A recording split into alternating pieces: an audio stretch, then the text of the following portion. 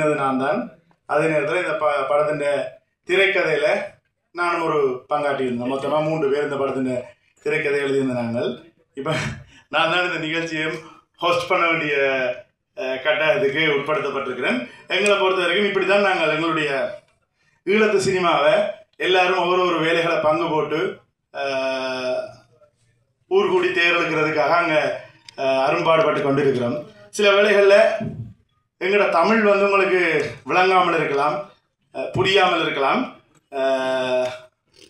விளங்குவதற்கு முயற்சி செய்வோம். நாங்களும் உங்களுக்கு புரிய வைக்கிறதுக்கு முயற்சி செய்கிறோம். எங்களுக்கு இது ஈழத்து தமிழ் அனைவருக்கும் புரியும் வகையில் இந்திய தமிழுக்கு மாற்றப்பட்டுள்ளது. வந்து தமிழை 2-3 விதமாக மாற்றுறதுல எங்களுக்கு தனிப்பட்ட ரீதியில் எங்களுக்கு உடன்பாடு இல்லை. ஒவ்வொரு வட்டார மொழிகளும் அது அவ்வாறாகவே இருக்கணும்ன்றதை நாங்கள் பெரும்பாலும் விரும்புகிறோம். எனவே அந்த புரிதலுக்கு நன்றி. முதலாவதாக இந்த திரைப்படத்தினுடைய இயக்குனர் ராஜ் சிவராஜ் அவர்களை மேடை கலைக்கிறேன். அடுத்தது இந்த திரைப்படத்தின் படத்தொகுப்பாளர்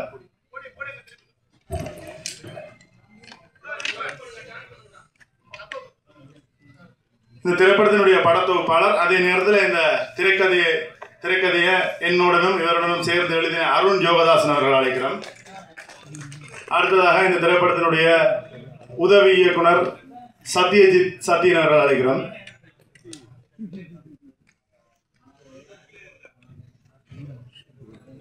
உதவி இயக்குநரை தாண்டி இந்த வசனங்கள் மேம்படுத்தலையும் சத்யஜித் அவர்கள் பங்கு பெற்றிருந்தார்.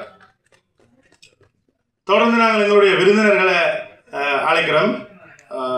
முதலாவதாக இயக்குனர் வானா கௌதமன் அவர்களை மேடைக்கு வருமாறு அழைத்து நிற்கின்றோம்.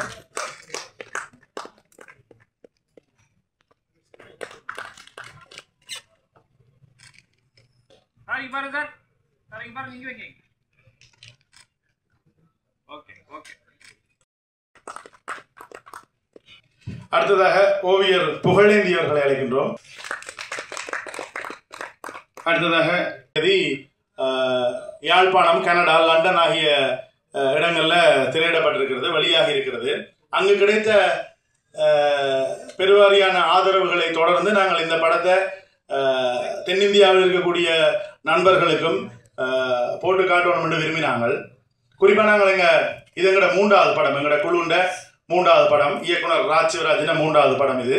ஏற்கனவே புத்தி கட்டம் எனதல் எல்லாம், டக்டிக் டோஸ் போன்ற படங்கள் மூலமாக அங்கே யாழ்ப்பாணத்தில் அல்லது இலங்கையில் ஈழத்தில் ஒரு திரைப்பட கலாச்சாரத்தை உருவாக்கணும் என்று நாங்கள் ஒரு குழுவாக முயன்றிருந்தாங்கள். அதில் வர்த்தக ரீதியாக நாங்கள் வெற்றியும் அடைஞ்சினாங்கள் கடந்த 2 படங்களையும். ஆனால் அந்த 2 படங்களையும் நாங்கள் இங்கே கொண்டுவரணுமெண்டோ அல்லது இதை இன்னும் நிறைய பேருக்கு கொண்டு போய் சேர்க்கணுமெண்டோ நாங்கள் பெருசாக அவாப்படையில் விரும்பவில்லை. இந்த படம் வந்து அதுக்கு இங்கே கொண்டு வந்து போடுறதுக்கும் இங்கே இருக்கிற நண்பர்கள் பார்ப்பதற்கும் இலகுவான படமாக இருக்கும். அதை தாண்டி இந்த படத்தில் பல அரசியல் நாங்கள் கதைச்சிருக்கிறோம். அந்த அரசியல் இங்கிருந்தும் பேசப்பட வேண்டும் என்பதற்காக நாங்கள் இந்த படத்தை தென்னிந்தியாவில் சென்னையில் வந்து திரையிட்டு இருக்கிறோம். குறிப்பாக சொல்ல போனால் எங்களை பொறுத்த வரைக்கும் ஒரு புதியதான ஒரு புது திரை முயற்சி தான் இதெல்லாம். இந்த 2009க்கு பிறகு எங்களுக்கு 1990களில் 2000களில் எல்லாம் அருமையான திரைப்படங்கள் அங்கே வெளியாக இருந்தன, பாடல்கள் வெளியாக இருந்தன. கலை வந்து ஒரு போராட்டத்துக்கு பெரும் உத்தியாக பயன்படுத்தப்பட்டு கொண்டிருந்த மண்ணில் தான் நாங்கள் எல்லாரும் பிறந்திருந்த நாங்கள். அதன் தொடர்ச்சியாக கலைகளூடாக சமூக மாற்றங்களை கொண்டு வரணும் என்பது எங்கள் எல்லாருக்கும் ஒரு மிக பிரதானமான விஷயமாக காணப்பட்டது. அப்போ அதன் விளைவாகத்தான் நாங்கள் இந்த படத்தை எடுத்திருக்கிறோம். இந்த படத்தில் சில விஷயங்களை நாங்கள் சொல்ல நினைச்சிருக்கிறோம். இந்த மேடையில் இருக்கிறவர்கள் பலர் வந்து எங்களுக்கு தெரியாத பல விஷயங்களை ஈழம் சார்ந்து தெரிஞ்சு வச்சிருக்கிறார்கள்ன்றது எங்களுக்கு ஒவ்வொரு தரையும் அழைக்கும் போது பேசும்போது பல விஷயங்கள் எங்களுக்கு தெரிஞ்சிருந்தது. அதில் பலது வந்து நாங்கள் வந்து நான் 94ஆம் ஆண்டு பிறந்த நான் 2009 எனக்கு 15 வயசு. இவர்கள் எல்லாருமே அதே வயசு ஒத்தவர்கள் தான். அப்போ நாங்கள் வந்து கிட்டத்தட்ட இந்த 2ஆம் தலைமுறையினர். எங்களுக்கு அடுத்ததாக இன்னொரு தலைமுறை வந்திருக்கு, இந்த 2K கிட்ஸ்ன்னு நாங்கள் சொல்லுவோம். அந்த தலைமுறைக்கெல்லாம் எதற்காக பிரச்சனைகள் அங்கே உருவானது என்ற மாதிரியான எதுவுமே தெரியாத ஒரு சூழல் அங்கே காணப்பட்டு கொண்டு இருக்குது. அப்போ அவர்களுக்கு சில விஷயங்களை புரிய வைக்கணும். ஆனால் அதை சும்மா ஆவணங்களாக எடுத்தோ அல்லது ஆவணப்படங்களாக எடுத்தோ புரிய வைக்கலாது. சினிமா என்ற ஒரு அற்புதமான கலை வடிவமூடாக தான் அதை புரிய வைக்கலாம் என்ற முயற்சியாக தான் இந்த படத்தை நாங்கள் எடுத்திருந்தாங்க.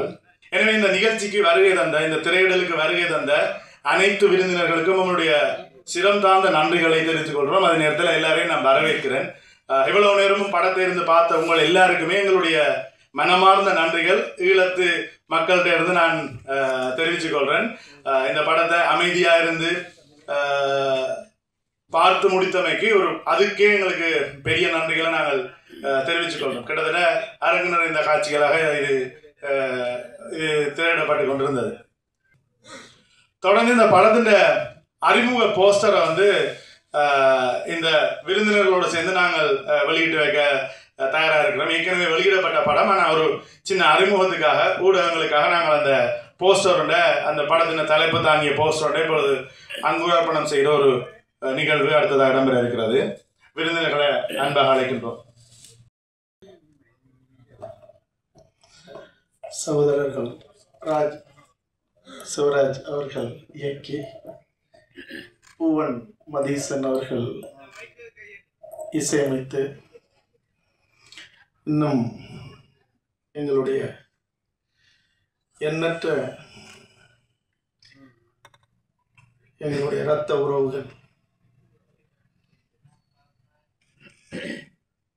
உலகில் இதுவரைக்கும்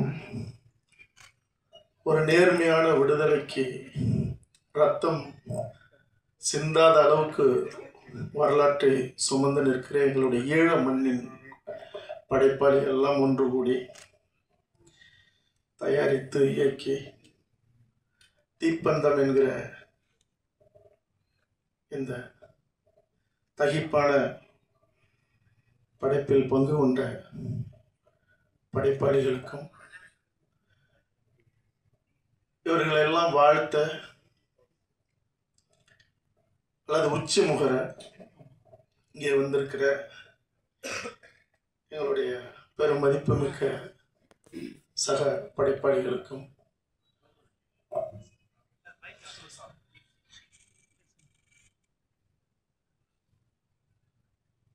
நம்மளுடைய ஈழ மண்ணிலிருந்து வந்திருக்கிற இந்த படைப்பெல்லாம் பார்த்து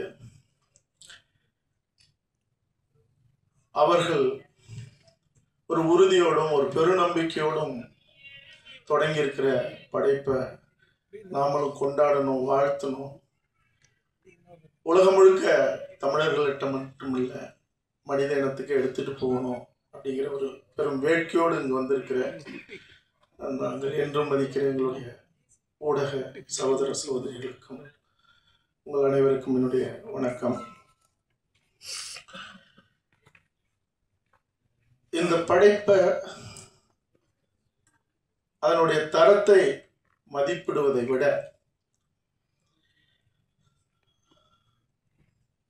அவர்களுடைய பேரிழப்ப, அவர்களுடைய வலிய, அவர்களுடைய நிலமிழப்ப, உயிரிழப்ப எல்லாத்தையும் தாண்டி அவர்களுடைய மானம் இழப்ப அவர்கள் இப்பொழுதுதான் சொல்ல தொடங்கியிருக்காங்க. இது ஒரு முக்கியமான ஒரு தொடக்கம். அதை பதிவு செய்து இந்த உலகத்துக்கு நாங்கள் எவ்வளவு பெரிய உன்னதமான படைப்பாளிகள்னு அவங்க காட்ட வரல. எங்களுடைய வலியை இனிமேலாவது மனித சமூகம் உள்வாங்குங்கள், உணர்ந்து கொள்ளுங்கள் அப்படிங்கிறதுக்காகத்தான் கடல் கடந்து இங்க வந்திருக்காங்க. கிட்டத்தட்ட 50களிலே கடல் கடந்து வந்து நம்மள்கிட்ட ஆதரவு கேட்டவர்கள் தங்களுடைய இன விடுதலைக்காக. ஆனால் கலையின் ஊடாக இன்னைக்கு நம்மளோட வந்து நிற்கிறாங்க, நம்மளுடைய உறவுகளாக, நம்மளுடைய சகோதரர்களாக. இந்த படைப்புல பேசப்பட்ட செய்திகள் மிக மிக முக்கியமானது. அவர்கள் இன்னும் கூட உறுதியாகவும் உக்கரமாகவும் இந்த படைப்பில் அவங்களால சொல்ல முடியும். ஒரு படைப்பாளியா எனக்கு தெரியும். ஆனால் இலங்கையில வெளியிடுகிற ஒரு படைப்பாக, இலங்கை மண்ணில், ஈழ மண்ணில் வெளியிடுகிற ஒரு படைப்பாக அவர்கள் முடிந்த வரைக்கும் முயன்று இந்த படைப்புல சில செய்திகளை சொல்லியிருக்காங்க. இன்னைக்கு இருக்கிற இந்த காலகட்டத்தில் அந்த படைப்புல நீங்க தொடக்கத்திலே பார்க்கலாம். நினைவு கஞ்சி அந்த குடிக்கிற முதல் ஷாட், முதல் காட்சி அது மே 18. அந்த கஞ்சிக்கு போடுறதுக்கு உப்பு கூட இல்லை. முள்ளிவாய்க்கால் மண்ணில் வெறும் குண்டுகள் மட்டுமே விழுந்தது. தாங்கள் கூட பசியாராமல் எங்களுடைய தாய்க்கும் தாய்மொழிக்கும் சமமான எங்களுடைய தமிழீழ தேசிய தலைவர் தன் படைக்கு உத்தரவிட்டது.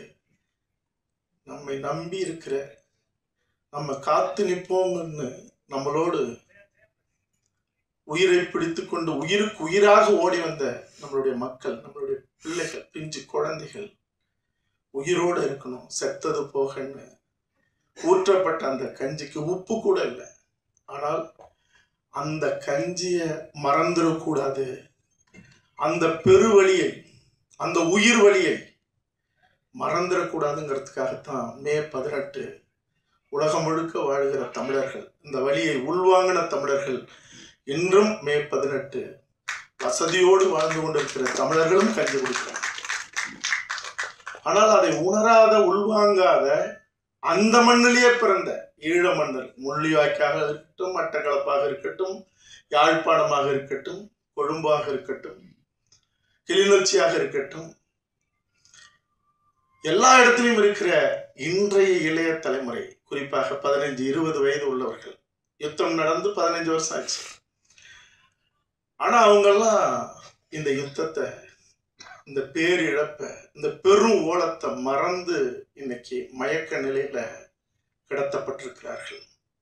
காரணம் அவர்கள் மட்டும் இல்லை, அங்கு ஆள்கிற அதிகார வர்க்கமும் அது ஒரு காரணம். எல்லாத்தையும் மழுங்கடிக்கப்பட்ட ஒரு நிலையில, போதை வயப்படுத்தப்பட்ட ஒரு நிலையில, சினிமா கவர்ச்சி உட்பட, ஏன்னா அங்கேயும் இருக்கிற அஜித் விஜய் படங்களுக்கு இன்னைக்கு கிளிநொச்சிலையும் யாழ்ப்பாணத்திலையும் முல்லைத்தீவிலையும் இன்னைக்கு பாலாபிஷேகம் பண்ற, ரத்த அபிஷேகம் நடந்த அந்த மண்ணுல இன்னைக்கு அதெல்லாம் மாற்றப்பட்ட அந்த நிலையில தான் அதனுடைய விழுதாக, வேர்களாக வந்த எங்கள் வீட்டு பிள்ளைகள், எங்களுடைய சகோதரர்கள் இன்னைக்கு இதெல்லாம் மறந்துடக்கூடாதுங்கிறதுக்காக தான், அதை மீட்டெடுப்பதற்காக ஒரு புதிய தீப்பந்தத்தை இப்போதாவது தொடங்கலாம். தொடங்கினாதான் இனி வருகிற தலைமுறையாவது நாம் எவ்வளவு பெரிய இழப்பை இழந்திருக்கோம் அப்படின்னு அவர்களுக்கு நினைவூட்டுவதற்காக இந்த படைப்பை தொடங்கி இருக்கிறார்கள். அதை தமிழ்நாட்டுக்கு வந்து தமிழ்நாட்டின் படைப்பாளிகளோட, எங்களுடைய தமிழர் தொப்புள் கொடி உறவுகளோட இதை பகிர்ந்து அவர்களை முன்னாடி சொன்னது போல தன்னுடைய திறமையை காட்ட வரல. எந்த சூழ்நிலையிலும் எங்கள் மண்ணை, எங்கள் இனத்தை, எங்களுடைய உரிமையை கைவிட்டு விடாதீர்கள், எங்களுக்காக நில்லுங்கள்னு உரிமையோட உயிரால ஒரு உயில் எழுதி தீப்பந்தமாக இங்க ஏற்றி வச்சிருக்காங்க. ஒரு 15 ஆண்டுகளாக, குறிப்பாக 10 ஆண்டுகளாக இதே மேடையில எங்களுடைய ஊடக சகோதரர்களுக்கு நான் சொல்லியிருக்கேன், என் உயிர் மூச்சுங்கிறது நான் முன்னாடி சொன்னது போல சந்தனக்காடை நான் படிச்சுட்டேன். முந்திரிக்காட்டில் இன்னும் தமிழரசன் வரலாறு இருக்கு. இந்த உலகம் தலகுனிய கதறி அழ அழ இந்திய தேசம் உட்பட எங்களை அழிப்பதற்கு காரணமான அதிகார வர்க்கங்கள் அவர்கள் கல்லறையில் விழுந்து கிடந்தாலும் கூட தோண்டி எடுத்து துப்புகிற படைப்புகளாக என் இனத்தின் படைப்புகளை படைச்சதுக்கு அப்புறம் தான் என் தலை சாயம்னு சொல்லியிருக்கேன். ஆக அப்படிப்பட்ட நிலையில ஓடி ஓடி ஐநா சபைக்கு 3 முறை போகும்போதும், ஐரோப்பா நாடுகளுக்கு போகும்போதும், லண்டன் போகும்போதும், அல்லது கனடா பல முறை போகும்போது கூட மீதம் இருக்கிற தளபதிகளையும் போர் வீரர்களையும் புலி வீரர்களையும் சந்திச்சு அந்த வரலாறுகளை கேட்க கேட்க உடல் சிலுக்கிறதுல ஆன்மா வரைக்கும் சிலிர்த்து அது அடங்காம இருக்கு. அது படைப்பாக வரும்போதுதான் அது தீரும். ஏன்னா இந்த படைப்பு ஈழத்துக்காக மட்டும் சொல்லப்பட்ட ஒரு படைப்புன்னு நினைச்சா அது நம்மளுடைய புரிதலின்மை தான்.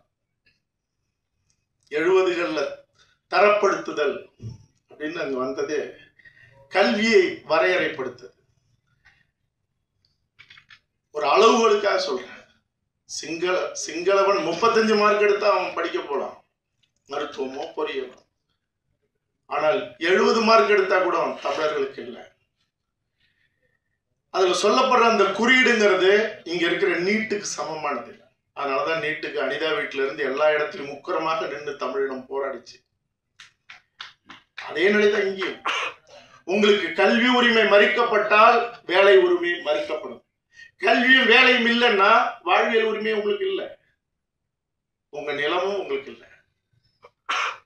உங்களுடைய கலை, கலாச்சாரம், பண்பாடு, வரலாறு, வரைபடம் அத்தனையும் அழிக்கப்படும். அதுதான் நடந்தது.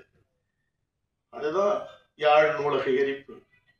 அறிவை மறைப்பது என்பது, அறிவை மறுப்பது என்பது, அறிவை இல்லாமல் செய்வது, ஒரு இனத்தை அழிப்பதற்காக முற்றும் முழுதாக அழிக்கணும்னு முடிவெடுத்துட்டா ஒரு அதிகார வர்க்கம் செய்யற வேலை அவனுடைய கலையும் பண்பாட்டையும் அவனுடைய அறிவு திரட்டையும் அழிக்கிறது தான். அதான் நடந்தது. இங்கேயும் நடக்குது. வள்ளுவனை மறைக்கிறதுல இருந்து, வள்ளலார மறைக்கிறதுல இருந்து,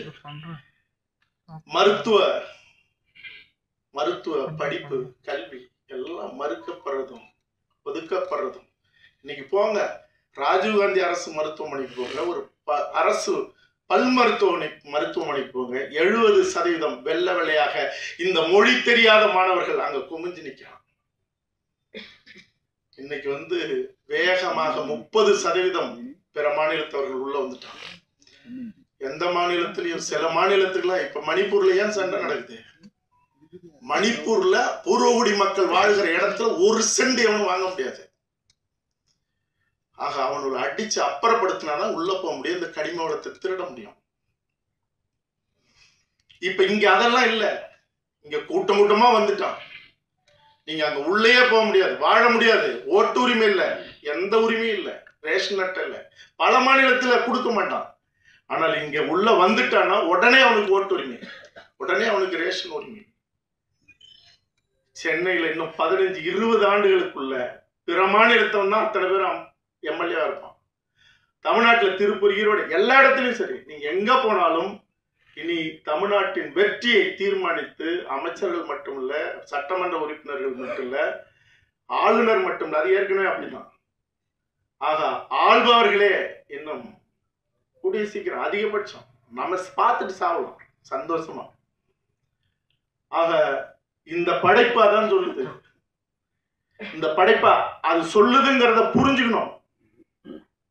அவர்களை மட்டும் காப்பாற்றுங்கள், எங்களை காப்பாற்றுங்கள், எங்களை மட்டும் காப்பாற்றுங்கள்னு அவங்க வரல. கொஞ்சம் கொஞ்சமா உனக்கு தெரியாம ஒரு தீப்பந்தம், உன் வீடு, உன் காடு, உன்னுடைய நிலம், வளம் அத்தனையும் இங்க பறிக்கப்பட்டுக்கிட்டே இருக்கு, அழிக்கப்பட்டுக்கிட்டே இருக்கு. திலீபன் நினைவாலயம்னு ஒரு இடத்துல வருது. உலகத்துல ஒரு மரணம் தரிசனமாக மாறினது, ஒரு மரணம் உலகத்திலே தரிசனமாக மாறினது திலீபனுடைய மரணம் மட்டும்தான். 12 நாள் அடம்பிடிச்சு வரான் தலைவர்கிட்ட, அடம்பிடிச்சு பல பேர் போட்டி. ஒரு சொட்டு நீர் கூட அருந்தாம நான் இருந்து சாகிறேன், இந்திய ஒன்றியத்திற்கு என் உயிரால் நான் கோரிக்கை வைக்கிறேன் அப்படின்னு. நான் நினைவு தப்புனா கூட என் நாக்குல ஒரு சொட்டு தண்ணி வச்சிடக்கூடாதுன்னு சத்தியம் வாங்கிட்டு உட்கார்றான் நல்லூர் முருகன் கோயில் வாசல்ல. 2வது நாள் பல்லு விளக்க தண்ணி தரும்போது, சாப்பிட்டா தானே பதில் பல்லு விளக்கணும், எனக்கு எதுக்குடா அப்படிங்கிறான். 3வது நாள் உடை மாற்ற வரும்போது, சருகாக போற உடலுக்கு எதுக்குடா மாற்று துணிங்கிறான். கொஞ்சம் கொஞ்சமா நினைவெடுக்கிறான். 12வது நாள் ஒவ்வொரு நாளும் இரவு தலைவர் ஒரு தாயை போல அவன் தலையை வருடி கொடுத்துட்டு போறாரு. அப்ப கூட இந்திய ஒன்றிய அரசு அசைல. லட்சோப லட்ச மக்கள் இந்த நல்லூர் முருகன் கோயில் வாசல்ல கதறாங்க. அவன் மூச்சு எட்டு போயிட்டானா, செத்து போயிட்டானான்னு 8வது நாள் 9வது நாள்லாம் மருத்துவர் வந்து போகும்போதெல்லாம் அலறுது கூட்டம். மருத்துவர் திரும்பி நின்று, பயம் இல்லை, இறப்பு நிகழல, சாகலன்னு சொல்லும் போதுதான் ஆசுவாசப்பட்டிருக்கு. இரவு பகல்னு இப்படி கடந்து 12வது நாள் எந்த அசைவும் இல்லாத சருகா கிடக்கிற அந்த திலீபனை மருத்துவர் வந்து பார்க்கிறார். மறுபடியும் மக்கள் அந்த நெஞ்ச அடிப்பு, கதறத்துக்கான முந்தைய நிலை, முருகனையும் அவனையும் வேண்டி அப்படி தகிப்போடு நிற்கிற அந்த நொடிகள் வந்து கையை பிடிச்சு பார்க்கிறார். மக்கள் கத்துறதுக்கு தயாராகிறாங்க. ஆனால் அந்த மருத்துவர் வச்சுட்டு தலை வழியா அப்படி வந்து திலீபனுடைய காலை தொட்டு ஒரு மருத்துவன் கும்பிடுறான். நல்லூர் முருகனோடு சேர்ந்து அலறுது லட்சக்கணக்கான அந்த மக்கள். ஒரு மரணத்தை ஒரு மருத்துவன் அவனை காலை தொட்டு வணங்கி அறிவிச்ச ஒரே மரணம், ஒரு தரிசனம். அது திலீபன் அந்த பச்சை படுகொலையாக, அது வெறும் மரணம் இல்லை. அவன் சொன்ன ஒரு வார்த்தை, அவன் சொன்ன ஒரே ஒரு வார்த்தை, நான் போறேன், நிச்சயம் என் தலைவனும் என் சக வீரர்களும் தளபதிகளும் இந்த தமிழீழத்தை மீட்டெடுப்பார்கள், விடுதலை பெற்ற தமிழீழத்தை நான் வானத்திலிருந்து பார்ப்பேன் அப்படின்னு சொன்னான். கண்கள் மின்ன, மகிழ்ச்சி பொங்க, உட்காரத்துக்கு முன்னாடி நான் மேல இருந்து பார்ப்பேன் விடுதலை பெற்ற தமிழீழத்தை அப்படின்னு. அந்த நம்பிக்கை, அந்த சொல், அந்த மரணம் இன்னைக்கு உலகம் முழுக்க வாழ்கிற தமிழர்கள், தமிழீழத்தில் வாழ்கிற இளைய தலைமுறை அல்லது அங்க இருக்கிற தமிழர்கள், தமிழ்நாட்டில் இருக்கிற தமிழர்கள், அவன் சொல்லிட்டு போன அந்த வார்த்தைக்கு நம்பிக்கையாக நாம் வாழ்ந்தோமா? எவ்வளவு பெரிய குற்றவாளி, எதிரிகள் அழிப்பான், துரோகிகள் காட்டி கொடுப்பான். ஆனா அந்த தலைவனையும் அந்த மண்ணையும் அந்த வீரத்தையும் அந்த பேரிழப்பையும் உள்வாங்கின உலகம் முழுக்க வாழ்கிற தமிழர்கள், தமிழினம் என்ன செய்யுது? ஏன் இந்த கவலை அவங்களுக்கு? லண்டனுக்கு நான் பார்த்திருக்கேன். ஒரு வீட்டுல தங்கியிருக்கும் போது ஒருத்தன் ஆங்கிலமே பேச மாட்டான், ஒரு பையன். அவங்க அப்பா என்னை கூப்பிட்டு அறிமுகப்படுத்துறாரு. அவன் ஒரு ஒரு நெளிந்த புன்னகையோட அப்படின்ட்டு போயிட்டான். ஏன்னா அங்க வாடான்னு கூப்பிடுறாரு. எத்தனை இடத்துல நெகிழ்வான சம்பவங்கள், அது வேற. அவன் சொல்றான், தேவையில்லாத சண்டைப்பட்டு ஒரு இனத்தை அழிச்சு விட்டீங்கிறான். எதுக்கு சண்டை? திரும்பவும் அழிக்க போறீங்களா? தமிழிடமான ஒண்ணு வேணா, வேலையை பாருங்க. அங்க பார்த்தது அதே இடத்துல அந்த கஞ்சி குடிக்கிறது உப்பு இல்லாத கஞ்சின்னு அவன் விளையாட போனாங்க. இந்த நிலை உலகம் முழுக்க இருக்குது. அப்ப இந்த இழப்ப, இந்த வலிய, அதாவது உலகம் தோன்றின காலத்துல 36 ஆண்டுகள் மழை பெஞ்சதா சொல்றாங்க ஒரு அறிவியல் செய்தி. அதுலதான் 3 பங்கு கடலும் 1 பங்கு நிலமும் உருவானதா சொல்லுது. இந்த உலகம் உருவான காலத்துல இருந்து எத்தனையோ சண்டைகள் நடந்திருக்கு ஒரு இனம் விடுதலை அடை. ஆனா எந்த மண்ணிலையும் இவ்வளவு ரத்தம் சிந்தல, இவ்வளவு நேர்மையான போராட்டம் நடக்கல.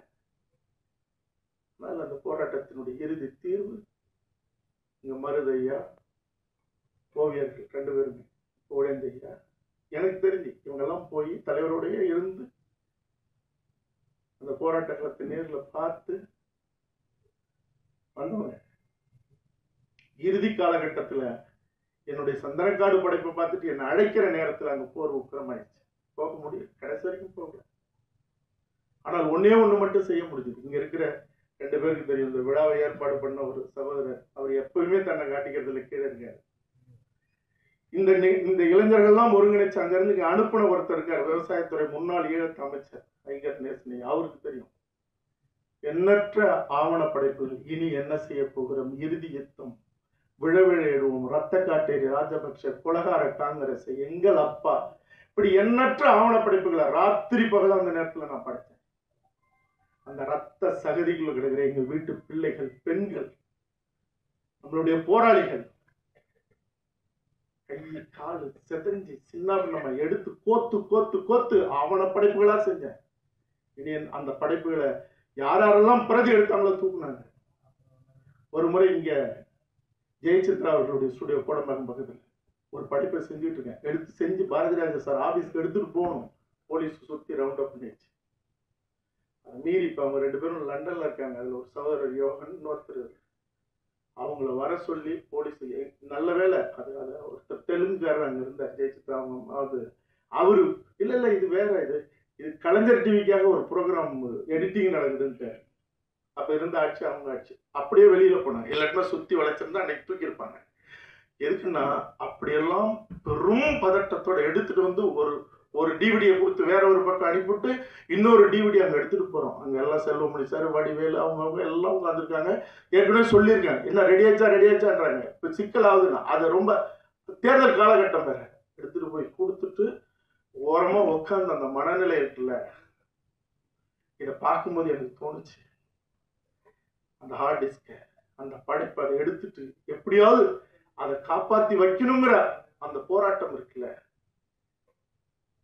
அது இந்த படைப்புல மட்டும் இல்லை, நான் மட்டும் இல்லை, எண்ணற்ற இந்த மண்ணையும் இனத்தையும் அந்த வீரம் செறிந்த விடுதலை போராட்டத்தையும், உலகத்துல எந்த இலக்கியமும் இந்த உலகம் தோன்றின காலத்துல இருந்து அப்படி ஒரு தலைவனை பாட முடியாது. அப்படி ஒரு பதிவு இல்லை.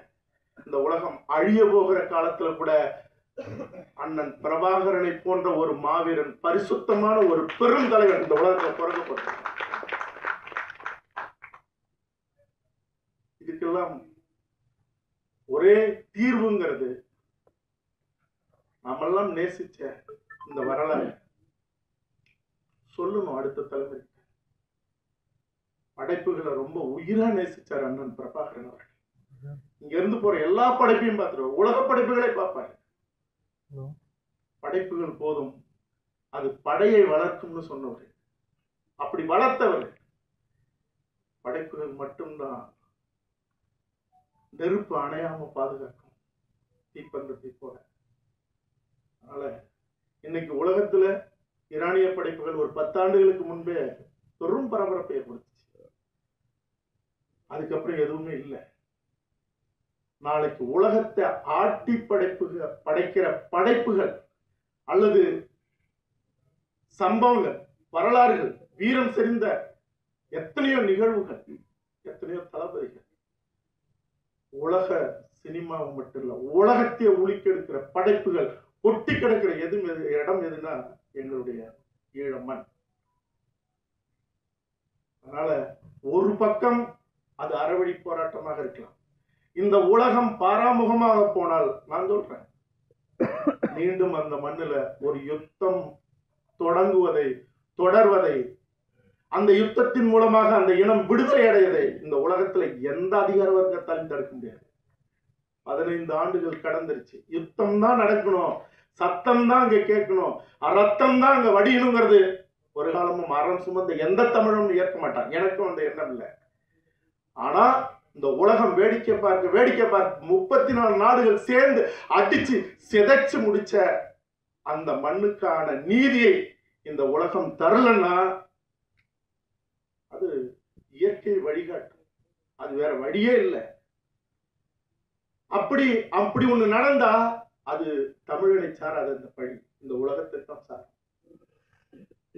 அது ஒரு பக்கம்னா இன்னொரு பக்கம் படைப்புகள், கலையின் மூலமாக எந்த இரும்பு கதவையும் அடிச்சு உடைச்சு உருக்கி சாம்பலாக்கி கொண்டு போய் நிறுத்துற அல்லது அதுக்கான தீர்வை தருகிற இன்னொரு களம் எதுனா அது படைப்பு களம். அது கவிதையா இருக்கலாம், காட்சியா இருக்கலாம், திரைப்படமாக இருக்கலாம். ஆக இப்படி ஒரு தீப்பந்தத்தை ஏந்தி தொடங்கி வச்சிருக்கிற என்னுடைய இரத்த சொந்தங்கள், என்னுடைய சகோதரர்கள் அத்தனை பேருக்கும் என்னுடைய மனம் நெகிழ்ந்த நன்றிகளையும் வாழ்த்துக்களையும் சொல்லி இணைஞ்சு நிற்போம். எல்லாத்திலையும் வாழ்த்துக்கள். நன்றி, வணக்கம். அனைவருக்கும் வணக்கம். ஏற்கனவே நேரம் நெருங்கிவிட்டது.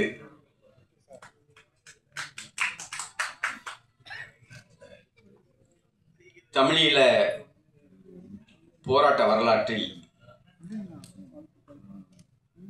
போராட்ட காலத்திலேயே அந்த மண்ணில் போராளிகளால் எண்ணற்ற குறும்படங்கள் எடுத்து உலகளவில் கொண்டு சேர்த்திருக்கிறார்கள்.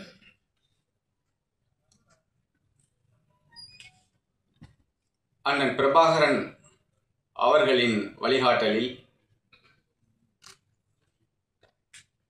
வழிநடத்தலில், பார்வையில் அந்த படங்கள் செப்பனிடப்பட்டிருக்கின்றன.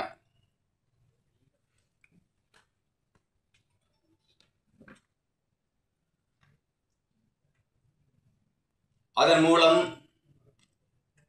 அந்த காலத்திலேயே உணர்வு பெற்றவர்கள், உள்வாங்கியவர்கள் இருக்கிறார்கள். 2 முழு நீள படங்கள் அவர் காலத்திலேயே எடுக்கப்பட்டிருக்கின்றன. தமிழீழ சினிமாவின் முன்னோடி என்று அந்த படங்களை சொல்லக்கூடிய அளவிற்கு இருந்தன.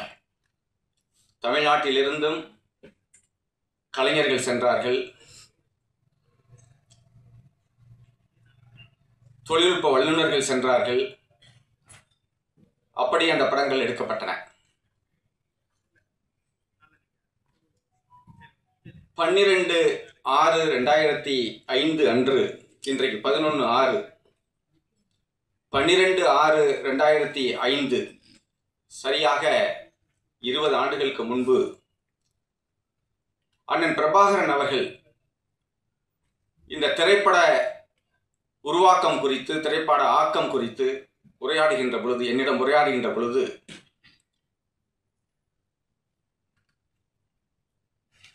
போராளிகளால் அல்லது போராளிகளாக இல்லாத பலராலும் எடுக்கப்பட்ட குறும்படங்களை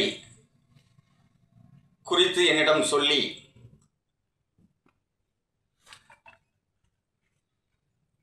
அந்த படங்களை பலவற்றை நானும் பார்த்திருக்கிறேன் அந்த மண்ணில். அப்படிப்பட்ட அந்த படங்கள் அவர்களுக்கு தெரிந்த அளவில் எடுத்து கொண்டிருக்கிறார்கள். புரிந்த அளவில் இருக்கக்கூடிய தொழில்நுட்ப வசதிகளை வைத்து, அறிந்து கொண்ட தொழில்நுட்ப அறிவை கொண்டு அந்த திரைப்படங்களை எடுக்கிறார்கள், தொகுப்பாக்கம் செய்கிறார்கள், எடிட்டிங் செய்கிறார்கள், டப்பிங் செய்கிறார்கள். இன்னும் சொல்ல போனால் ஆங்கில படங்கள் பலவற்றை தமிழாக்கம் செய்து வெளியிட்டு போராளிகளுக்கும் போட்டு காண்பித்து அதன் மூலம் சில நுட்பங்களை சொல்லி தந்து கொண்டிருக்கிறார்கள். அப்படிப்பட்ட ஒரு நிலையில் அவர்கள் அறிந்தவற்றை, புரிந்தவற்றை, தெரிந்தவற்றை வைத்துக்கொண்டு இவற்றை உருவாக்குகின்றார்கள் என்று சொன்ன பொழுது உண்மையிலேயே சிறந்த ஆக்கங்களை அவர்கள் தந்திருந்தார்கள். ஆனால் அவர் விரும்பியது தமிழ்நாட்டில் தொழில் நிபுணத்துவம் உரியவர்கள் இருக்கிறார்கள். அந்த நிபுணத்துவத்தை தமிழீழ மண்ணில் போராளிகளுக்கும் அதில் ஆர்வம் உள்ளவர்கள் மக்களுக்கும் அதை கற்றுத்தர வேண்டும் என்கின்ற ஒரு அவாவை அவர் கொண்டதனுடைய அடிப்படையில்தான் சில பணிகள் அங்கு நடைபெற்றன. விரிவாக பேசுவதற்கான நேரம் இல்லை. சரியாக 20 ஆண்டுகளுக்கு பிறகு இன்றைக்கு ஒரு நாள் முன்பு 11/6/2025 சரியாக 20 ஆண்டுகளுக்கு பிறகு இந்த படத்தை இங்கே திரையிட்டுக் கொண்டிருக்கிறார்கள். உண்மையிலேயே இந்த தீப்பந்தம் திரைப்படத்தில் ஒரு கதையை உள்ளடக்கிய ஒன்றாக நான் இதை பார்க்கவில்லை. பல்வேறு கதைகள் இருக்கிறது. ஒவ்வொரு சொல்லிலும் ஒரு ஆயிரக்கணக்கான கதைகள். அறிவுச்சோலை என்று ஒரு பெயர் பலகையை காட்டுகிறார்கள், அந்த இடத்தை காட்டுகிறார்கள். அறிவுச்சோலை என்று சொன்னால் அதில் பின்னணியில் ஏகப்பட்ட ஏராளமான கதைகள் இருக்கின்றன. சிவகுமாரன் என்று ஒரு பெயர் அங்கே குறிப்பிடப்படுகிறது. சிவகுமாரன் வரலாற்றில் முதல் வித்து. அதேபோல் ஒவ்வொன்றையும் கிளீபன் போகின்ற போக்கில் அவர் காட்டுகின்ற ஒவ்வொரு காட்சியும் புரிந்து கொள்ள வேண்டும் என்று சொன்னால் பலாயிரக்கணக்கான கதைகளை புரிந்து கொள்வதற்கு சமமாக அது அமையும். தமிழீழத்தில், தமிழீழ போராட்ட களத்தில் மட்டுமல்ல, இன்றைக்கு கூட ஏராளமான கதைகளை அங்கே எடுத்துக்கொண்டு திரைப்படங்களாக உருவாக்க முடியும். அப்படிப்பட்ட ஒரு நிலையில் தீப்பந்தம் ஒரு முக்கியமான ஒரு இடத்தை அது வகிக்கிறது. இன்றைக்கு இது போன்ற முயற்சிகள், இது போன்ற அடுத்தடுத்த தலைமுறைகளுக்கு சில வரலாறுகளையும் தமிழர்களுடைய வழியையும் தமிழீழ மக்கள் சந்தித்த இன்னல்களையும் காலங்காலத்துக்கு சொல்லக்கூடிய படைப்புகளை அந்த மண்ணிலிருந்து உருவாக்க வேண்டும் என்பது அண்ணன் பிரபாகரனுடைய விருப்பம். வெளியிலிருந்து உருவாக்குவது என்பதை விட அந்த மண்ணிலிருந்து, அந்த மண்ணில் இருக்கக்கூடிய கலைஞர்களை கொண்டு, அந்த மண்ணில் இருக்கக்கூடிய நடிகர்களை கொண்டு அது உருவாக்கப்பட வேண்டும் என்று அவர் விரும்பினார். அந்த அடிப்படையில் இந்த திரைப்படத்தில் வருகின்ற நடிகர்கள் அல்ல, சாதாரண அந்தந்த மாந்தர்களாக அந்த கதைகளில் உலா வருகிறார்கள். அந்த அடிப்படையில் இது ஒரு முக்கியமான ஒரு திரைப்படமாக நான் கருதுகிறேன். இயக்குனர், இசையமைப்பாளர், ஒளிப்படம் இப்படி அனைத்து நிலைகளிலும் பங்காற்றிய கலைஞர்களுக்கும் தயாரிப்பு நிலையில் இருக்கக்கூடியவர்களுக்கும் என்னுடைய வாழ்த்துக்களையும் பாராட்டையும் தெரிவித்து விடைபெறுகிறேன். நன்றி, வணக்கம்.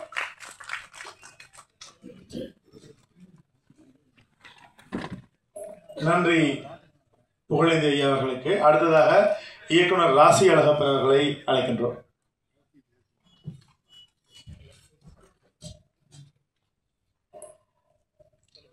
எல்லோருக்கும் வணக்கம். ஈழத்தினுடைய இந்த வரலாற்றில் பங்கு பெற்ற சான்றோர்கள்லாம் அமைதியாக இருக்காங்க. நாம் அதிகமாக பேசுவது என்பது அவ்வளவு சிறப்பாக இருக்காது. நான் அந்த திரைப்படத்தை மட்டும் பேசிவிட்டு செல்கிறேன். பாலுமகேந்திரா அவர்களை 80களில் நான் அடிக்கடி சந்திப்பதுண்டு. இயக்குனர் மகேந்திரன் அவர்கள் பற்றியும் சந்திப்பதுண்டு. அவர் சொல்லுவார், ஈழத்திலிருந்து நான் வந்திருக்கிறேன், ஒரு திரைப்படம் என்ன செய்ய வேண்டும் என்று சொன்னால் ஒரு மிகையில்லாமல் வாழ்க்கையை பதிவு செய்ய வேண்டும். மனத்துடிப்பு எவ்வாறு இருக்கிறதோ அவ்வாறு காட்சி அமைப்புகள், இசை, மற்ற பிற யாவையும் ஒன்றிணைந்து பார்வையாளரை தன்னோடு இணைத்துக் கொள்ள வேண்டும் என்று அவர் சொல்லுவார். அதனால்தான் வீடின் ஒரு படம் எடுத்தார். அதுபோன்ற ஒரு வீடினுடைய படத்தினுடைய பேரழகை, மனிதர்களுடைய அந்த பயணத்தை இந்த தீப்பந்தம் எனக்கு காட்டியிருக்கிறது.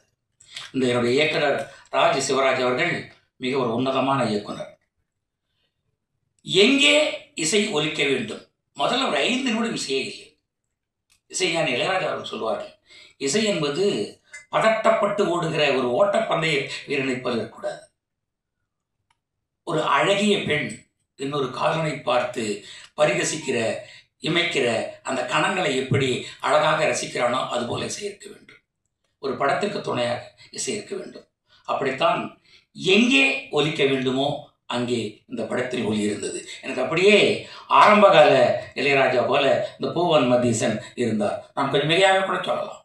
ஆனால் அதனுடைய நுட்பம் இந்த படத்தில் எனக்கு தெரிந்தது. ஒளிப்பதிவு யாரான்னு பார்த்தேன், கமல். கமல் கூட இவ்வளோ அழகாக ஒளிப்பதிவு செய்வாரா? இலங்கையிலே ஒரு கமல் இருக்கிறார் என்பது பெரிய மகிழ்ச்சி. எடிட்டர் அருண் யோகதீசன் ஒரு நதியினுடைய போகிற போக்கில் இந்த படத்தை காட்சி துணுக்களை அழகாக வைத்து பெரிய திருப்பங்கள், பெரிய சூட்சமங்கள் எதுவும் இல்லாமல் ஒரு இலங்கையினுடைய பேரழகை, இழந்து போன தன்னுடைய கனவுகளை, இழந்து போன தன்னுடைய அந்த ஈரத்தை அழகாக ஒரு குறியீடு மூலமாக தீப்பந்தம் என்று சொல்லியிருக்கிறார். பந்தம் என்றால் உறவு, தீ என்றால் அகத்தி. இந்த அகத்தில் இருக்கிற தீ உறவுகளாக மீறி எல்லாரையும் கட்டுப்படுத்தியிருக்கிறது. நீங்கள் 20 நாட்களில் 4 பேர் ஒன்றிணைந்து எடுத்துக்கொண்ட படம் தமிழ் திரைப்படங்களில் உதாரணமாக நீங்கள் இருக்கிறீர்கள். இந்த படம் நீண்ட நாள் பேசப்படும். எங்கள் தமிழ் மண்ணில் நீங்கள் உயர்ந்து பேசப்படுவீர்கள். வாழ்த்துவார்கள். வணக்கம், வாழ்த்துக்கள், வணக்கம்.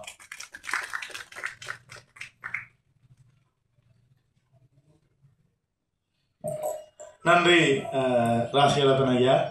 அடுத்ததாக ஓவியர் மருது அவர்களை அழைக்கின்றோம்.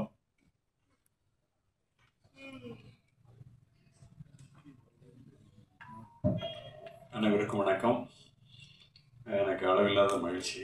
ஒரு கிட்டத்தட்ட நான் பாரதி செழியன் எல்லாம் இதில் சம்பந்தப்பட்டிருக்கிற கலைஞர்களையும் இதற்கு முன்னால் முயற்சி செய்த மிக அரிய கலைஞர்களையும் எனக்கு எல்லாருக்கும் தெரியும். அந்த வகையில் இந்த ஒரு 25 ஆண்டுகளில் பார்த்துள்ள திரைப்படத்தில் முயற்சியில் மிக உயரத்துக்கு வந்துருச்சு. அது அந்த உலகம் முழுமையிலும் அதுக்கு ஒரு பல்ஸ் ரேட் இந்த படத்தில் இருக்குல்ல, அந்த பல்ஸ் ரேட் தான் ரொம்ப பவர்ஃபுல்லான இதாக இருக்குன்னு நான் நம்புகிறேன் இந்த படத்தில். அந்த வகையில் ஒரு மிக அழுத்தமாகவும் தெளிவாகவும் இந்த படம் இதுலேயும் 20 நாள் தான் இதுலேயே ஷூட் பண்ணிட்டேன்னு சொல்லியிருக்காங்க. ரொம்ப கிளாரிட்டியோட தெளிவாக இருந்திருக்காங்க குரூப். இந்த குழுவுக்கு உங்கள் அனைவருடைய சார்பாக என்னுடைய மனம் நிறைந்த வாழ்த்தை தெரிவித்துக் கொள்கிறேன். நன்றி.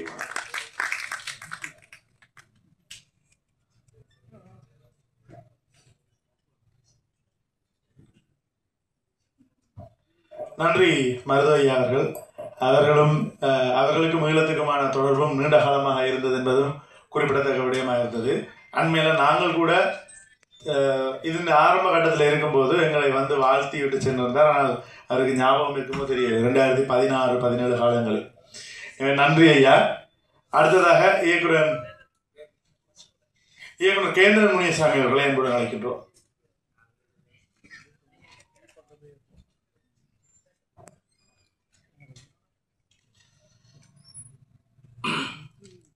தீப்பந்தம் இந்த படத்தை வாழ்த்த வந்திருக்கும் பெரியவர்களுக்கும் அதை ஒளிப்பதிவு செய்து கொண்டிருக்கிற பத்திரிகை நண்பர்களுக்கும் முதல்ல நன்றியை தெரிவிச்சுக்கிறேன்.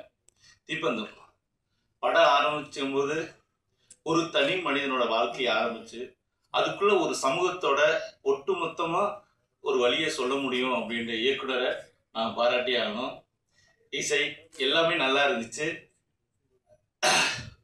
ஒரு சினிமாங்கிறது ஒரு நாட்டில் ஒரு மொழியை சார்ந்து அந்த சமூகத்தோட மக்கள் அதோட வழி அதை சொல்றதுதான் சினிமா. நீங்க பார்த்தீங்கன்னா கமர்ஷியல் பேர்ல என்னென்னமோ சொல்லுவாங்க, ஒரு வியாபார யுக்தியா அது இருக்கும்.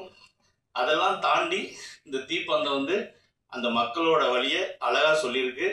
அதை எடுத்த இயக்குனர், ப்ரொடியூசர், இசையமைப்பாளர், அதில் பணியாற்ற அத்தனை பேருக்கும் வாழ்த்தை சொல்லி அதை வாழ்த்து வந்தவர்களுக்கு மீண்டும் ஒரு நன்றியை சொல்லி விடைபெறுகிறேன். நன்றி, வணக்கம்.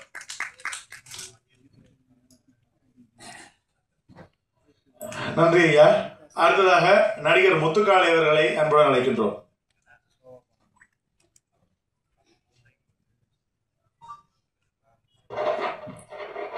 மேடையில் அமர்ந்திருக்கும் கலை உலக ஜாம்பவன்களுக்கும் பத்திரிகை ஊடக நண்பர்களுக்கும் வணக்கம். ஈழத்தை பற்றி முழுசாக தெரிந்த முன்னோடிகள் இங்கே இருக்கிறாங்க, அதுக்குள்ளே நான் போகல. இந்த தீப்பந்தம் அப்படிங்கிற படத்தினுடைய என்னை பார்த்த ஒரு நடிகனாக 2-3 பதிவுகள் பட்டு நான் நினைக்கிறேன். தீப்பிடிக்க தீப்பிடிக்க முத்தம் கொடுடா என்ற பாடல் வரிகளுக்கு மத்தியில் ஒரு தீப்பந்தம் ஏந்தி தீர்வு கேட்டு வந்திருக்கிறது என்று சொல்லலாம். இதனுடைய பஸ் ஸ்டாப்பில் அந்த காலேஜ் ஸ்டூடெண்ட்ஸ்லாம் இருக்கும்போது பார்க்கும்போது நாங்கள் சினிமா வாய்ப்பு தேடி 4-5 பேர் தங்கியிருக்கும்போது அந்த 4-5 பேருக்கும் ஒவ்வொரு உணர்வுகள், ஒவ்வொரு கேரக்டராக இருப்பாங்களே, அந்த மாதிரி நான் அனுபவித்தேன். அந்த சீன்ஸ்லாம் எனக்கு அப்படி தான் பட்டது. அதுக்கப்புறம் அவர் அந்த கிணத்துக்குள்ள விழுந்ததுக்கப்புறம் இவரை யார் கொலை பண்ணியிருப்பா அப்படின்னு பார்க்கும்போது பல வகையில் சந்தேகம் ஏற்படும் போது அந்த வெத்தலையை 2ஆக கிழிக்கும் போது ஒரு க்ளோஸ்அப் ஷாட் வரும். அங்கேயே தீர்மானித்தேன், இந்த கொலையை இவர் தான் பண்ணியிருக்கணும் அப்படின்னு. அதுக்கப்புறம் கூட அவர் முடியை போட மாட்டேன்னு சொன்னால் கூட, முடின்னு சொன்னோன்னா தான் எனக்கு ஞாபகம் வருது, முடியை போட மாட்டேன்னு சொன்னால் கூட எனக்கு அந்த 2ஆக கிழிக்கும் போது ஒரு க்ளோஸ்அப் ஷாட் தேவையில்லாமல் ஏன் அங்கே ஒரு க்ளோஸ்அப் ஷாட் வந்தது, ஓ ரைட், இவருக்கும் அந்த கொலைக்கும் ஏதோ ஒரு சம்பந்தம் இருக்குது அப்படின்னு தோணுச்சு. பட் கல்வியை பற்றி நிறையா சொல்லிச்சு. கல்வி எல்லோருக்கும் கொடுக்கப்பட வேண்டும் அப்படிங்கிற ஈழத்தில் ஏற்பட்ட இழப்புகளையும் பாதிப்புகளையும் ஆணித்தரமாக இதில் நிறைய சொல்லியிருக்கு. இந்த படத்தில் நடித்த நடிகர்கள் எனக்கு இதுக்கு முன்னாடி அறிமுகம் இல்லை. ஆனால் படம் பார்க்கும்போது என்னுடைய மனதுக்கு நெருக்கமாகவே எல்லோரும் இருந்தார்கள் அப்படின்னு சொல்லலாம். ஏன்னா நான் தினசரி ஒரு 2-3 இலங்கை சார்ந்த நண்பர்கள் ஃபோன்லேயோ இல்லை நேர்லேயோ சந்தித்து பேசக்கூடிய வாய்ப்பு எனக்கு ஏற்பட்டது. அதோட இந்த கடலை மிட்டாய்க்கு சில வசனங்களுக்கு எங்களுக்கு அர்த்தம் தெரியாமல் இருக்கலாம். அந்த கடலை மிட்டாய்க்கு என்னவோ சொன்னாங்களே, இது என்னவா இருக்கும், அல்வாடுறாங்க, ஏதோ பேர் சொன்னாங்க, என்னது அந்த கடலை மிட்டாயை காமிச்சு இது கொடுக்கும்போது தான் ஓ கடலை மிட்டாய்க்கு தான் இப்படி ஒரு பேர் இருக்கா அப்படின்னு தெரிஞ்சு. இந்த மாதிரி பல விஷயங்கள் இதில் பேன் இந்தியா அளவில் பல குத்துப்பாடல்கள் இல்லை, ரத்தம் சிந்தலை, ஏகப்பட்ட பொருட்செலவு சேலம் இல்லை. அப்படி இருந்தாலும் அங்கங்கே அவர்கள் நினைத்ததை பதிவு செய்திருக்கிறாங்க. ஏன்னா எங்கள் மேனேஜர் பிஆர் ஒர்க் சார்ந்த கூட கேட்டேன், சார் இது ஸ்ரீலங்கா படம் ஸ்ரீலங்காவில் ஓட போதா இல்லை இங்கே ஓட போதா அப்படின்னு கேட்டேன். எனக்கு இதுவரை கூட தெரியாது. ஸ்ரீலங்கா மக்கள் ஸ்ரீலங்காக்குள்ளே படம் எடுத்து அங்கே ரிலீஸ் பண்ணுறாங்க. அங்கேயும் தமிழ் மாதிரி அங்கே ஒரு குரூப் இருக்குது, ஒரு ஒரு தொழில்நுட்ப கலைஞர்கள் இருக்காங்கிறதே எனக்கு சார்கிட்ட கேட்டு தான் தெரிஞ்சுக்கிட்டேன். அதுவும் சார் பேசும்போது இது 3வது படம் அப்படின்னு சொன்னாங்க. உண்மையிலேயே அனைவருக்கும் வாழ்த்துக்கள். ஏன்னா இப்படி படைப்புகள் நிறையா வரணும், வெற்றி பெறணும். இது ஒவ்வொரு ஃப்ரேமும் பிரித்து பேசக்கூடிய பல தொழில்நுட்ப கலைஞர்கள் இருக்கிறாங்க. அவங்களுக்கெல்லாம் வழிவிட்டு இப்படி ஒரு அருமையான படத்தை பார்ப்பதற்கும் தொழில்நுட்ப கலைஞர்கள் அனைவருக்கும் என்னுடைய மனமார்ந்த வாழ்த்துக்கள். இந்த மாதிரி படைப்புகள் நிறைய வர வேண்டும் என்று வாழ்த்து விடுகிறேன். நன்றி, வணக்கம்.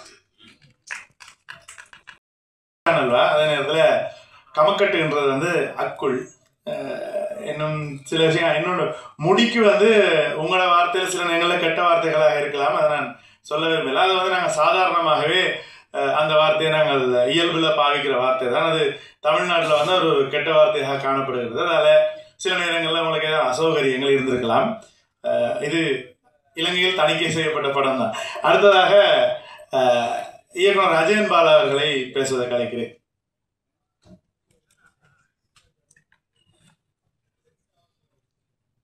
அனைவருக்கும் வணக்கம். பொதுவாக நான் ஒரு தடவை ஒரு திருவழியாக போனாலே 2வது தடவை போக மாட்டேன். ஆனால் நம்முடைய ஊடக நண்பர்கள் தினசரி கிட்டத்தட்ட எங்கள் பிரசாத் லேபுக்கு இந்த மாதிரி நிகழ்ச்சிகளை பார்த்து அதை பதிவு செய்கிறது எவ்வளோ சிரமமான வேலைன்னு எனக்கு தெரியும். அதுவும் இவ்வளோ நேரம் பொறுமையாக உட்காந்து கேட்டு அதை பதிவு செய்கிறீங்க. உங்கள் அனைவருக்கும் என்னுடைய நன்றி. இந்த திரைப்படம் பல விஷயங்களை உடைக்குது, பேசுதிருக்கு. உலகம் முழுக்க 2 நூலகங்கள் வரலாற்றில் எரிக்கப்பட்டிருக்கு. ஒன்று கிரேக்கத்தில் அலெக்சாண்ட்ரியா நூலகம், அடுத்து யாழ் நூலகம் தான். எகிப்தில் அலெக்சாண்ட்ரியா பற்றிய நூலகம் பற்றின சில குறிப்புகள் கிளியோபாட்ரா படத்தில் வந்திருக்கு. ஆனால் அதை ஒட்டிய முழுமையாக படம் வந்திருக்கான்றது எனக்கு தெரிஞ்சு இல்லை. முதல் முறையாக ஒரு நூலகம் எரித்ததை பற்றி ஒரு திரைப்படம் உலகத்தில் முதல் முறையாக இந்த தீப்பந்தம் செஞ்சிருக்கு. அதுக்காக நம்ம எல்லாரும் கைத்தட்டலாம். ஒவ்வொரு இனத்துக்கும் ஒரு தன்னியல்பான ஒரு குணம் உண்டு.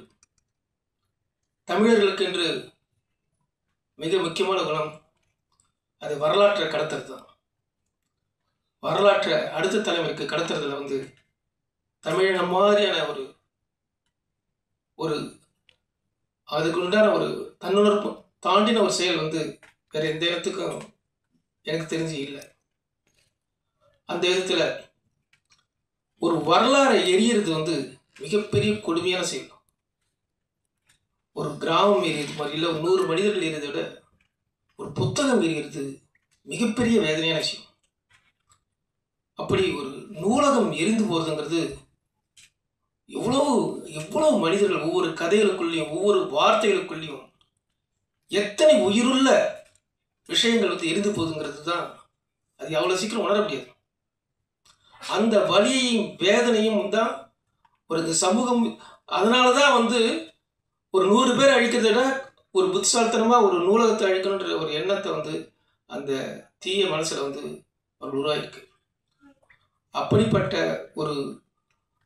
ஒரு வரலாற்று முக்கியத்துவம் துயரமான சம்பவத்தை வந்து இந்த படம் பதிவு செஞ்சிருக்கு. இந்த படத்தில் வந்து உண்மையிலே எனக்கு ரொம்ப நாளாக ஒரு பெரிய வருத்தம் இருந்தது. ஏன்னா இதே அரங்கில் நான் பல ஈழம் சார்ந்த திரைப்படங்களை பார்த்துருக்கேன். உலகத்தில் வந்து போர் சார்ந்த திரைப்படங்கள் பலது வந்திருக்கு, விடுதலை போராட்டம் சார்ந்த பல படங்கள் வந்திருக்கு. அல்ஜீரிய விடுதலை சார்ந்து பேட்டில் ஆஃப் அல்ஜியர்ஸ் வந்து படம் எடுத்திருக்காங்க. அவ்வளவு அந்த வரலாற்றை வந்து அவ்வளவு துல்லியமாக, ஆனால் அந்த நாட்டை சேர்த்து வரல. அவர் ஜிலோ போர்டேவிகா அப்படிங்கிறவர் வந்து பிரான்ஸ் நாட்டை சேர்ந்தவர். கிலோ போர்டேவிகா அவ்வளவு ஈழ விடுதலை சார்ந்த ஒரு திரைப்படம் அங்கிருந்து உருவாகலை அப்படிங்கிறது மிகப்பெரிய கேள்வியாக இருந்தது எனக்குள்ள. என்ன அங்கே சொல்றதுக்கு அத்தனை விஷயங்கள் இருந்தது. ஒரு உலகத்தரமான திரைப்படத்தை வந்து மூலமாக அந்த வரலாற்று வேதனையை கொண்டு போகும்போது எது ஐநா சபையில் அவர்கள் காதில் வந்து ஒலிக்காததோ அவர்களை இந்த படம் உணர்த்தும் அப்படின்னு நினச்சேன். ஏன்னா உலகத்தில் வந்து நிறைய பேர் ஈராக்னாலே வந்து அவர்கள் வந்து இந்த பிம்பத்தை மாற்றி உடைச்சது தான் ஈரானிய திரைப்படங்கள். அப்படி ஈழ மக்களுடைய வரலாற்றையும் வேதனையும் இன்னும் சிக்கலானது, அவ்வளோ சீக்கிரம் புரிஞ்சிக்க முடியாது. அது வெறும் ஒரு நாட்டுடைய விடுதலை போராட்டம் மட்டுமே இல்லை, ஒரு ரஷ்ய புரட்சி மாதிரியோ அல்லது கியூப விடுதலை மாதிரியோ இல்லை. ஈழ விடுதலைங்கிறது வந்து ரொம்ப அதில் உள்ளடுக்குகின்ற மிக சிக்கலான விஷயம். அது அதை வந்து எல்லாருக்கும் எவ்வளோ சீக்கிரம் முடியாது. அதனால தான் வந்து இந்திய பாராளுமன்றத்துக்கு இன்னும் அது சரியாக அங்கேருந்து நமக்கு ஆதரவு குரல் வராததுக்கு காரணமே அதுதான். அது சரியாக எடுத்து சொல்ல சரியாக ஆள் இல்லை. அது ஒரு கலை செய்யும், ஒரு சிறந்த கலை நாளைய வரலாற்றுக்கு உலகத்தின் மூலமாக உலக மக்களுக்கு ஒரு சிறந்த கலையால் தான் சொல்ல முடியும். களத்தில் வந்து ஒரு போராளி இருக்கிறதும் ஒரு ஒரு கலைஞன் இருக்கிறதும், கலைஞன் ஒரு படத்தை உருவாக்குறதும் ஒரே விஷயம். ஒரு ரெண்டு பேருமே சமமானவர்கள் நான் நினைக்கிறேன். ஏன்னா வந்து நாளைக்கு 1000 பேருக்கு சொல்லக்கூடிய விஷயம். அப்படிப்பட்ட இந்த படத்தில் பணி செஞ்ச ஒவ்வொருத்தருமே மிகச்சிறந்த பணியை தன் வாழ்நாள் சிறந்த பணி செஞ்சிருக்காங்க. நான் இவ்வளவு நாள் ஏன் இந்த படங்கள் வரலையே, ஏன் இந்த வேதனையை சரியா சொல்லலையே அப்படின்னு நினைச்சிருந்தப்போ இந்த தீப்பந்தம் என்னுடைய வேதனைக்கு முற்றுப்புள்ளியாக அமைச்சிருக்கு. அவ்வளவு சிறப்பான வகையில் வந்து மிக முக்கியமாக பல அம்சங்கள் இந்த படத்தில் வந்து எனக்கு ரொம்ப பிடிச்சிருந்தது. உங்ககிட்ட நிறைய திறமை இருக்கலாம், நிறைய அறிவு இருக்கலாம், எவ்வளோ சிறந்த விஷயங்கள் இருக்கலாம். ஆனால் கலை மூலமாக நீங்கள் அது எல்லாத்தையும் கொட்டிட முடியாது. உணர்ச்சிங்கிறது கொட்டிடுறது இல்லை. கலைங்கிறது அதை எவ்வளோ செறிவா, எவ்வளோ உள்வாங்கி, எவ்வளோ அளவில் அந்த விஷயங்களை நீங்கள் வெளியே சொல்கிறீங்களே அப்படின்ற அந்த ரித்தம் தான் வந்து கலையோட மிக ஆதாரமான செயல். இந்த படத்தில் அந்த அளவுக்கு திரைக்கதை வந்து ரொம்ப அழகாக செதுக்கியிருக்காங்க. எடுத்த உடனே வந்து எல்லாத்தையும் அவங்க சொல்லிடுறேன். எதை பற்றின இந்த திரைக்கதை அப்படிங்கிறத வந்து நாசுக்கா ரொம்ப சில ஷார்ட்ஸில் மட்டும் அந்த ஃபிலிமில் இதில் பார்த்துட்டு அதுக்கப்புறம் கதை வேற ஒரு திசையில் பயணிச்சு ஒரு கட்டத்துக்கு வந்ததுக்கு அப்புறம் தான் இந்த கதையை வந்து ரொம்ப அருமையை வந்து அதுவும் சட்டிலிட்டியாக ஒரு ஆவணப்படுத்துதல் அப்படிங்கிறது எவ்வளவு முக்கியமான செயல் அப்படிங்கிறத ரொம்ப சட்டிலா, ரொம்ப அழகா, கலைக்கான அத்தனை குணங்களோட இந்த திரைக்கதையை வந்து ரொம்ப நிதானமாக நிறுத்தி அழகாக அளவெடுத்த மாதிரி இதை கொண்டு போகிற அந்த ஆற்றல் இருக்குல்ல, அந்த ஆற்றல் மிகச்சிறந்த ஆற்றல். அந்த ஆற்றல் வந்து அதுதான் உலக சினிமாவாக வெளிப்படுத்தக்கூடிய ஆற்றல். அப்படிப்பட்ட ஆற்றலை வந்து ரொம்ப அழகாக திரைக்கதை மட்டும் இல்லாமல் ஒளிப்பதிவுலையும் ரொம்ப பிரமாதம் பண்ணியிருக்காங்க. பர்டிகுலராக அந்த கிணத்துலேருந்து இந்த பாடியை வெளியிடுற 2-3 ஷார்ட்ஸ் இருக்குல்ல, எக்ஸ்ட்ராடனரி. அது எப்படி எடுத்தாங்கன்னே தெரியல. ரொம்ப அழகாக, ரொம்ப யோசனை பண்ணி இந்த இமேஜ் இப்படி தான் வரணும் அப்படிங்கிறத முன்கூட்டியே தீர்மானித்து அதை ரொம்ப அழகாக எடிட் பண்ணியிருக்காங்க. ரொம்ப அழகாக வெறும் எடுத்தது மட்டுமே இல்லை, கட் பண்ணால் அதை வந்து அந்த முழுசாக வெளியெடுக்கிறது காமிக்காம அந்த 4 பேர் தூக்கிட்டு போகிறது மட்டும் காமிச்சு ரொம்ப அழகாக பதிவு இமேஜஸ். அது வந்து வட்டமாக அந்த கடத்துலேருந்து எல்லாம் எட்டி பார்க்குறது.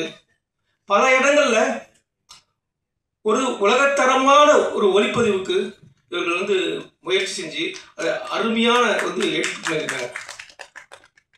எல்லாம் எனக்கு ரொம்ப பிடிச்சது மியூசிக் தான். பிரமாதமான விஷயம். உங்களே வந்து தமிழ்நாட்டில் வந்து இருந்ததுன்னா அடுத்து ஒரு ஏஆர் ரஹ்மான் அல்லது வந்து ஜி பிரகாஷ் அளவுக்கு வந்து ஒரு தமிழ் திரைப்படங்களில் உருவாக்கக்கூடிய இசையமைப்பாளர். ஏன்னா பின்னணி இசை வந்து ரொம்ப வித்தியாசமான இசை. இந்திய தலைமுறைக்கான ஒரு இசைக்கருவிகளை பயன்படுத்துகிற விதம் அவர்கிட்ட வந்து ரொம்ப திறமையா இருக்கு. குறிப்பாக அந்த சஸ்பென்ஸ் த்ரில்லர் காட்சிகளில் அவர் இந்த வயலினை பயன்படுத்துகிற விதம் வந்து ரொம்ப பிரமாதம், எக்ஸலன்ட். அதே மாதிரி சவுண்டும் அந்த த்ரில்லர் மூடுக்கு வந்து சவுண்ட் எஃபெக்ட்ஸ் வந்து பொதுவாக நம்ம ஈழப்பிரச்சனை சார்ந்த படங்கள் வரும்போது எந்த இடத்துல அவங்க வீக்காக இருப்பாங்கன்னா 2 இடங்கள்ல வந்து திரைக்கதையும் அப்புறம் வந்து தொழில்நுட்பங்கள் 2 இடத்துலையும் வந்து வீக்காக இருப்பாங்க. ஆனால் இந்த படத்தில் வந்து ஸ்ட்ரெயிட் ஆப்போசிட்டாக அந்த இடத்துல ரொம்ப அழகாக, ரொம்ப மெச்சூர்டாக, ரொம்ப பிரமாதமாக அந்த இடத்த கலந்துருக்காங்க. அந்த சவுண்டு வந்து பிரமாத டெக்னிக்கலாக வந்து சவுண்டு, இசை, திரைக்கதை இது 3மே இந்த படத்தில் மிகச்சிறந்த விஷயங்கள். இவர்கள் வருங்காலத்தில் ஒரு உலகத்தின் தலை சிறந்த படத்தை இயக்குறதுக்கு தகுதியான ஒரு குழு அப்படிங்கிறது இந்த படத்தின் மூலமாக வெளிப்படுது. தீப்பந்து அப்படிங்கிறது தொடர்ந்து மிகப்பெரிய ஒரு வெளிச்சத்தை இந்த சமூகத்துக்கும் இந்த உலகத்துக்கும் காட்டும். அதன் மூலமாக வரலாற்று ஈழம் சார்ந்த எத்தனையோ வேதனையான உணர்ச்சிகள், வேதனையான விஷயங்கள் வந்து இந்த உலகத்துக்கு கொண்டு செல்லப்படும் அப்படின்னு நான் உறுதியாக நம்புகிறேன். நன்றி.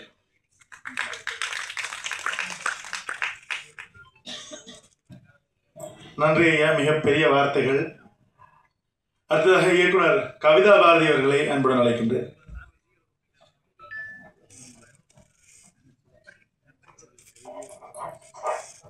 அனைவருக்கும் வணக்கம். 3 நிமிடத்தில் முடித்துக் கொள்கிறேன். நேரமின்மை காரணமாக இந்த தொழில்நுட்ப கலைஞர்களை தொடர் ராசி அழகப்பனும் அஜயன் பாலாவும் பேசியதை நான் வழிமுறைகிறேன் உள்ளன்போடு. நாங்கள் ஈழத்தை சார்ந்த நண்பர்கள், எழுத்தாளர்களை பார்க்கும் போதெல்லாம் ஒன்றை சொல்வது வழக்கம். தம்பிகளே, இயக்கம் விட்ட இடத்தை இலக்கியம் தொடர வேண்டும், கலை தொடர வேண்டும். அரசியலை உலக அரங்கில் கொண்டு போய் சேர்ப்பதில் ஏதோ ஒரு தவறு நிகழ்ந்து விட்டது. கலையும் இலக்கியமும் அதை செய்ய வேண்டும் என்று வலியுறுத்தி கொண்டே இருப்போம். மருது சார் நாங்களாம் அதை இந்த யுத்தம் நடந்தபோது 15 வயது இருந்த தம்பிகள் அதை செய்திருக்கிறார்கள். அனைவருக்கும் உங்கள் சார்பாக வாழ்த்துக்கள். தீப்பந்தம் என்றவுடன் நான் ஏதோ ஒரு போர்க்கள காட்சிகளை கொண்டு வரக்கூடிய ஒரு திரைப்படமாக இருக்கும் என்று நான் நினைத்தேன். அதற்கு மாறாக வேறொரு தளத்தில் இந்த கதையை யோசித்திருக்கிறார்கள்.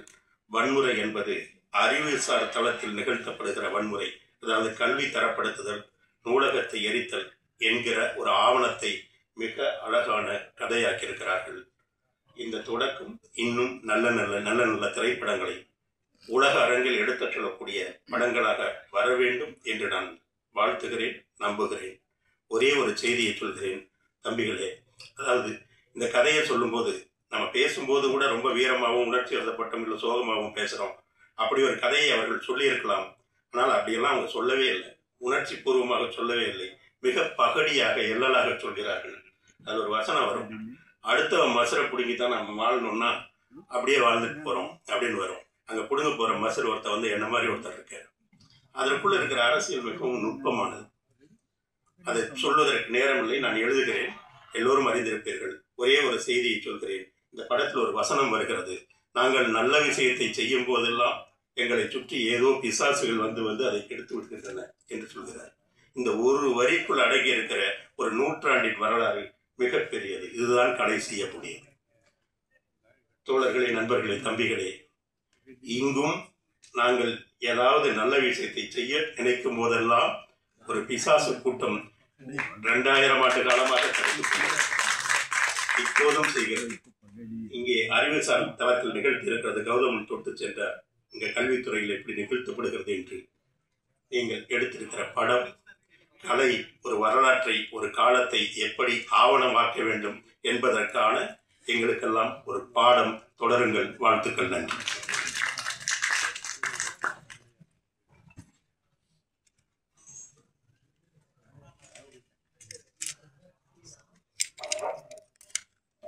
இறுதியாக ராஜ் சிவராஜ் அவர்களுடைய இயக்குனரின் நன்றி உரைக்கு முன்னதாக படக்குழுவினரை வாழ்த்தும் கௌரவிப்பு நிகழ்வு இடம்பெற இருக்கிறது.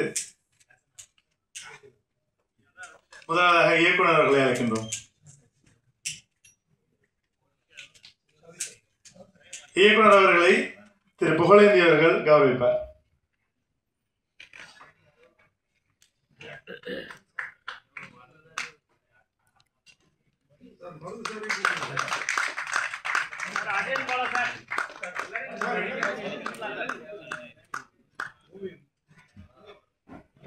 கொஞ்சம் பேக்ல ஜூம் பண்ணுங்க சார்.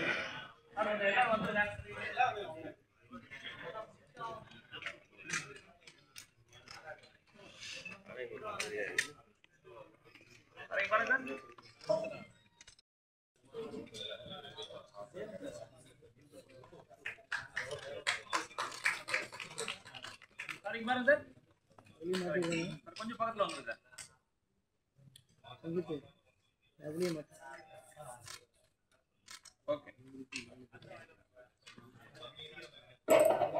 அனைவருக்கும் மன்னிக்கும். நான் பேசும்போது ஒரு விஷயம் மறந்துட்டேன். இந்த படத்தை இயக்குனரை வந்து பாராட்ட மறந்துட்டேன். உங்க பேர் சொல்லுங்க. ராஜ் சிவராஜ் அவர்கள். எனக்கு பேரு எல்லாருக்கும் போய் சேரணும். ராஜ் சிவராஜுக்கு எல்லாம் எனக்காக ஒரு கை தட்டுங்க. மிகச்சிறந்த திரைப்படம். என்னதான் தொழில்நுட்ப கலைஞர் இருந்தாலும் எல்லாத்தையும் ஒருங்கிணைக்கக்கூடிய இயக்குனருடைய அந்த ரசனை தான் மிக முக்கியமானது. அதுதான் வந்து வழிநடத்துது. அதனால அவருக்கு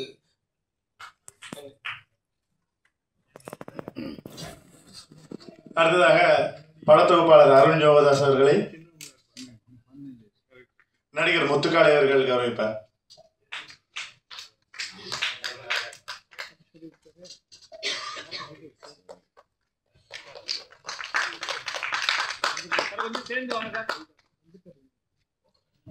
அடுத்து உதவி இயக்குனர் சத்யஜித் அவர்களை இயக்குனர் கவிதா பாரதி அவர்கள் கௌரவிப்பார்.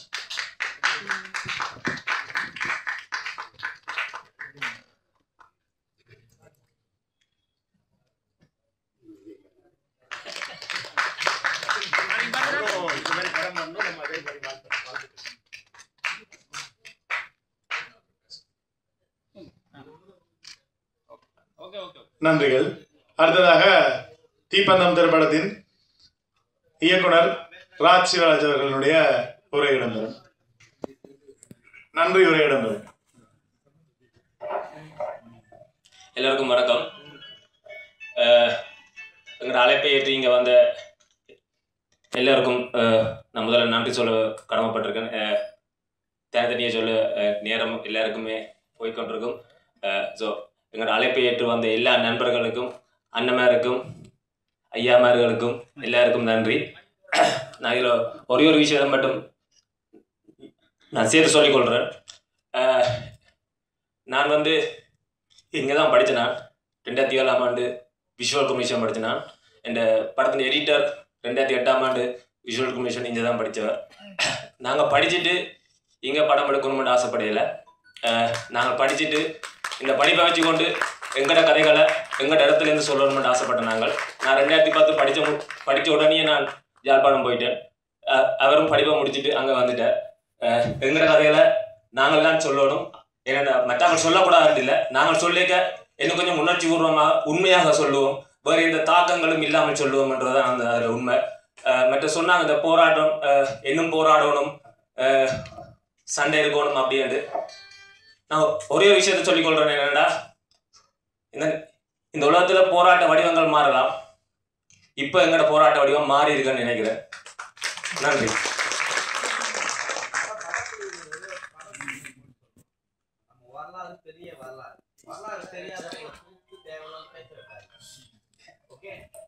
சொரியன் அப்படி எனக்கு எங்களுக்கும் தெரியாது. நாங்களும் இதான் முதல் முறை இங்கே வந்திருக்கிறோம். ஒரு படத்தை கொண்டு வந்து அப்போ எங்களுக்கு இது ஏதாவது அதில் தவறுதலாக ஏதாவது கதைச்சிருந்தா அனைவரும் சார்பாக நான் மன்னிப்பு கேட்டுக்கொள்கிறேன். நன்றி. நன்றி. அனைவருக்குமே நன்றிகள். குறிப்பாக நாங்களும் யூடியூபர்ஸ் தான். பூவன் மீடியா, பெட்ரோல் செட் நாங்கள் ஈழத்தில் யூடியூப் வச்சிருக்கிறவர்கள்லாம். எனவே உங்களுடைய கஷ்டம் எங்களுக்கும் தெரியும். எனவே எல்லோருக்கும் பெரிய நன்றிகளை நாங்கள் தெரிவித்துக் கொள்கிறோம். அதே நேரத்தில் பத்திரிகையாளர்கள் எல்லார் மீதும் எங்களுக்கு மிகுந்த மரியாதை இருக்கிறது. எல்லோருக்குமே எங்களுடைய தனிப்பட்ட நன்றிகளை எல்லோருக்கும் தெரிவித்துக் கொள்கின்றோம். நன்றிகள். தொடர்ந்து தீப்பந்தம் திரைப்படம் சம்பந்தமாக நீங்கள் உங்களுடைய நண்பர்களிடம் சொல்லுங்கள். தெரியாத விடயங்களை, இதில் கற்ற விடயங்களை எல்லோருக்கும் சொல்லுவீர்கள் என்று நம்புகின்றோம். நன்றி.